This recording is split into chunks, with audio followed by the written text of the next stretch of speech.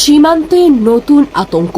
মিয়ানমারের গোলার আঘাত এবার বাংলাদেশের মাটিতে। রক্তাক্ত হলো এক নিষ্পাপ শৈশব। কেন থামছে না এই সহিংসতা? আর কতটা অনিরাপদ আমাদের সীমান্ত?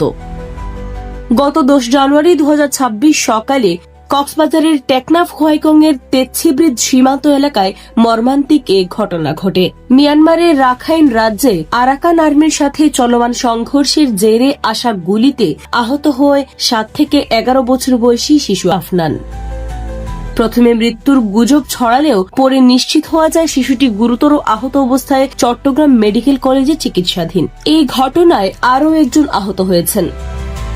3 দিন ধরে চলা সীমান্ত পরিস্থিতি স্থানীয়দের মধ্যে ব্যাপক ক্ষোভ ও আতঙ্ক সৃষ্টি করেছে। বিক্ষুব্ধ জনতা মহাসড়ক অবরোধ করে প্রতিবাদ জানিয়েছে, যেখানে পুলিশ, র্যাব, বিজিবি ও এপিবিএন পরিস্থিতি নিয়ন্ত্রণে আনতে হিমশিম খেয়েছে।